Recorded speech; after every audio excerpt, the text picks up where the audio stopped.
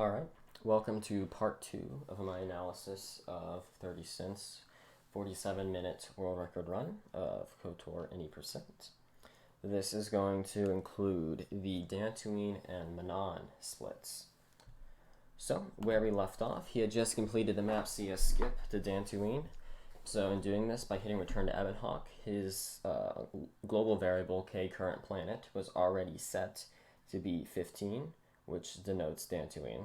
So it defaulted his location to just outside the Ebonhawk, which, lucky for him, would have been the next location after the sequence of cutscenes, where we have the conversation with Karth and Bastila and begin the Jedi training sequence. So we're going to begin watching that now.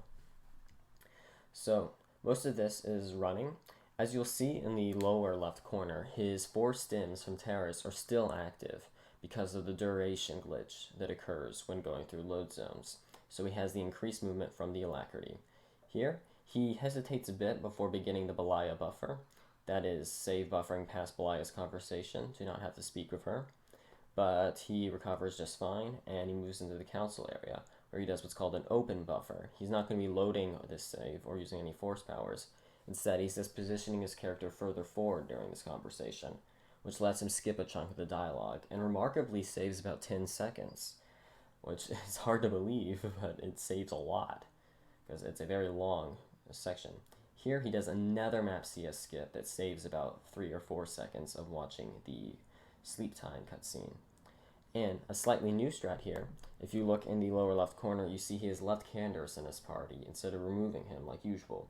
This is going to allow him to do a newer optimization in the council area that basically, it's just more optimal use of the party members. This was found by Chaos Drifter, and it's very entertaining to see.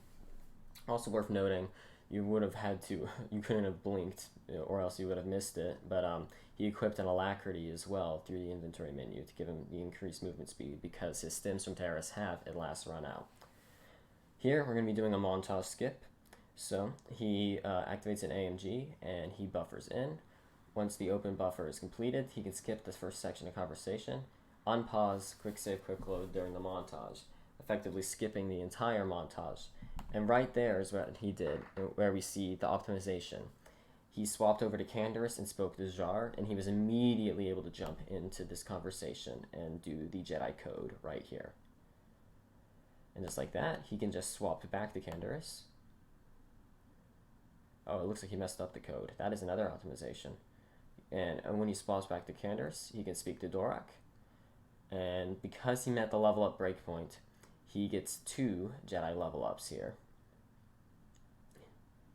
And he does those level ups, and he's going to destroy droid route. And because of the Candace optimization, Candace is right back where we left him at Jar. And so, upon speaking to him, we are able to get our way closer to the what am I saying? We begin the lightsaber assembly cutscene. This is another one of the brief breaks in this run. And then immediately we return to him, cast force speed, which we now have because of our level ups. And it pairs nicely with our alacrity. We remove Candace from the party, and we get out of here. And so yeah, I'm even out of breath describing it. This run is so chock full of tricks and skips that it feels like something's just always happening. So there, again, blink if you blinked, you missed it. He made a hard save for a trick called Fast Lane, which is also something I found, which we'll be seeing used later in the game. Here, he's doing a long buffer, not entirely necessary, but to skip both the John accost and the Calf Hound ambush. Those were done with a soft buffer, where when we spoke before about how combat and force powers can mess up a cutscene if you were the subject of it, there, since he was the subject of those cutscenes, by casting a force power at the end of them, they were cancelled. So here, I'm just going to catch up a bit by pausing. He entered into the Matali grounds. He took what we call the left path. That is a bit of a divide in our community, the left path versus the right path people. Both sides claim their way is faster. It's a friendly rivalry. Honestly, they're about the same, but don't tell anyone I said that. Nevertheless, he's taken the left path here, and he's going to be aiming for the Grove load zone here, where he will begin the Juhani sequence, which is another basically skipped section of the game. So he rolls around the corner and he beelines it for Juhani, and he's going to soft buffer into there, again using the force power at the end. That's what we call the soft buffer. Since we took the Persuade, we're able to mash through this easily, and we're done with her. Because of the buffer, we never had to fight her, and yeah, when we return to Ebon Hawk, we're right back at the Enclave, and we still have our speed and alacrity active, so he can just zip his way over to Jar to tell him that we finished his mission in less than a minute. Which is, yeah, usually that mission takes, about an hour if you're playing casually. And yeah, he immediately beelines it over to Vandar, and we begin the next section of Dantooine. Bastila is forcibly added to our party. He removes her cast force speed and then gets over to this Cathound with a clean jump, which is actually quite impressive. Usually one of the two things fails, either the force speed or the jump. Here he's doing a newer strat and jumping to the Cathound on the left. Usually we jump to the one on the right and loot the body, but due to a new credit rerouting, he's able to go straight forward, which is quite nice. Again, he actually pulls another force jump. That one's difficult to get, and you won't see a lot of runners going for it. And then he hugs the wall to the Strange Ruins, and he's already onto the end game for Dantooine. Here, Basila's forcibly added, and he goes ahead and adds Karth for this upcoming trick. Not all the runners do that. Alright, so here, what he's doing is he's making a quick save, and he's going to load the hard save he created when he exited the Enclave. And while he's loading this hard save, I'm explaining it before he does it, because it all is going to happen very quickly.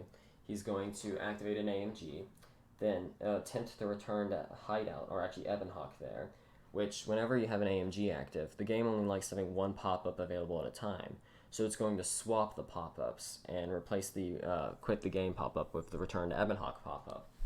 But since pop-ups are maintained through loads, he's going to be able to hit the quick load button to load back into his quick save and use the return to Ebon Hawk there.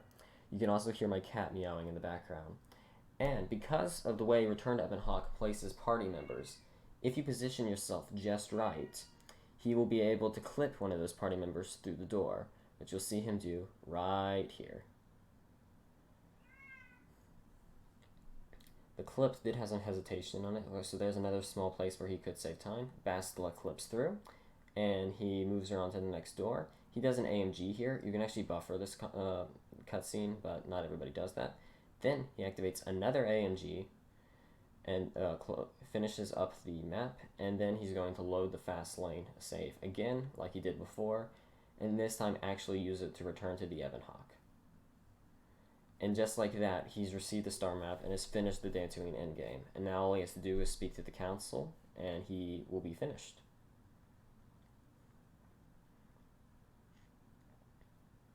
So yeah, this is a little bit of downtime, and he moves on into the council. Speed runs out right there. That's another little kind of sucks, but it'll get by. It wasn't his fault actually. It was mostly this bad luck of how the timings lined up. So finally, after this is all complete, in order to get back to the Ebon Hawk, the fastest way is to do a sequence of transiting back and returning to the Ebon Hawk, which does require one more fast lane. This would be slower if you weren't experienced with doing this glitch, but since he is very experienced with setting up these, it only takes a matter of seconds to teleport back to the Ebon Hawk. And upon arriving there, he's going to beeline it for the the galaxy map, and transit to Manon. Here he does another map CS skip, just like for when we arrived on Dantooine, to skip the cutscene. This puts him back out on Dantooine because the K-current planet global variable was not updated. However, that's trivial because by just doing one more, he's able to skip both cutscenes that would occur between the planets, and immediately finds himself on Manon. Here, we do another soft buffer to skip a security droid that is going to accost him before entering, and skips an argument between a Sith soldier and a Republic soldier. And Manon does have a bit of running. He could have opened that door slightly more efficiently. Again, mere milliseconds that could stack up to get an even faster time in this game. Though honestly, this run is so optimal, it's hard to come across those without sounding very nitpicky. And so here we are. You know, he's just mostly Manan, probably has most of the running left in the game, save some sections in Tatooine and Korriban, and I guess even Kashyyyk. Pulls through the door, and he is beelining it for next essential area.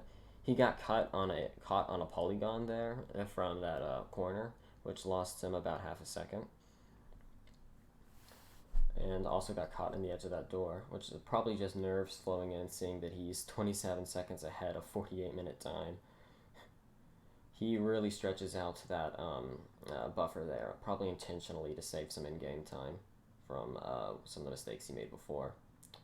And we're heading straight for Roland 1, and he's going to hit 3 and then mash all the 1s, and he accidentally clicks him again, which is actually was just a conversation mistake, and again wasting a couple of milliseconds, but nothing awful. Here's our next clip. This clip does not require a fast lane save, and instead can just be done with the regular return to Ebonhawk feature, because we are actually able to return to Ebonhawk in this area. So doing that, Juhani clips through, and she's able to click the submersible and head down. Bit of a fumble there, but nothing bad. Still very, very clean. He gets through here, mashes this conversation. That conversation can't be skipped. It only saves a very small amount of time and is easy to mess up, so it's no surprise that he decides not to do that. Good force jumps here. He gets both the force jumps. He has that bug there where the main character hesitates because of the combat round, but nevertheless, he gets 3 force jumps, which is very difficult. Lots of runners, including me, are only able to get about 1 in that section. He's doing a strat where if you hit a quick save right as one of these doors opens, they instantly open. It is minor and it saves hardly any time, but those tiny time saves are what really pushes you over the competition. He loots both the scuba suit there earlier and that footlocker for the sonic emitter, and he mashes his way through the airlock. Immediately as he exits the airlock, you'll see him save the game. He's going to load his fast lane save and do an AMG, as we see right here. Then he's going to immediately return to Ebonhawk and load the quick load, and then actually return to Ebonhawk on Manan, just like we did in the Dantooine Ruins. When he gets here, he's going to select, he unintentionally selected party selection, which was a mistake on his part, used to doing door clips. So there's another small time save. What he does here is he unequips the Sith armor and then re-equips the Sith armor. Doing that, since both the scuba suit and the Sith armor are considered a disguise by the game, one can overwrite the other. And by overwriting the scuba suit with the Sith armor, he loses the movement effects that come with the scuba suit. It is also worth noting there that his menu wasn't the most efficient there. He's using mouse movements for equipment, which isn't the worst. You can get plenty good times using mouse movements on menus. However, in my opinion, at the very least, it's definitively faster to be using the arrow key motions there. So I would hover over the center slot and use the interrupt, enter sequence. Nevertheless, he still gets through the fast lane relatively quickly, and the scuba suit is removed. So he begins moving full speed on the surface of the on the ocean floor. And he goes ahead and carries out this soft buffer all the way outside of the containment area, and uses the sonic emitter from the buffer, which would be accomplished soft buffer a lot like a force power to kill the first fraction shark. Then he quick draws the other 2 fraction sharks using the inventory menu, because the sonic emitter is the only available item. He can just hit enter to activate it. And he gets through the ocean floor section in mere seconds. Here, we're another conversation masher, and by clicking on the shield very quickly and doing a buffer, he's able to entirely bypass this encounter with the scientist. And so here, he's going to do the same scuba suit trick again, like we saw before. And here you'll get to see it without me pausing during it. Loads right back in. Going to return to Ebonhawk. Equip the Sith armor. Return. And he has full speed yet again. And he's going to kill off the fraction sharks. They're good XP. He actually doesn't kill the other fraction shark, but it's not a huge deal because honestly, the level at breakpoint is already passed, and any other levels are going to be hard to come by unless you really line things up. He cut things quite close there with that buffer. If you accidentally buffer the star map cutscene, you can be quite screwed. This star map cutscene is one of the few cutscenes in the game that we aren't able to abridge just because of the way it's designed. So we actually watched the whole thing. Again, one of the last few breaks in this run. Immediately, he's going to use another fast lane setup to return to the Ebonhawk from here and conclude Manon. As Manon concludes, he's going to immediately beeline it for the galaxy map as normal, and he's going to be transiting over to Korriban, which is the new routes. And that's something worth mentioning. Previously, the route has taken Tatooine after Manon, but now we are doing Korriban, for reasons I'll explain in the next video. This concludes part 2 of my analysis of 30 Cents World Record Run. Yes, be sure to tune in next time for the next section, which will include Korriban and Tatooine and the Leviathan.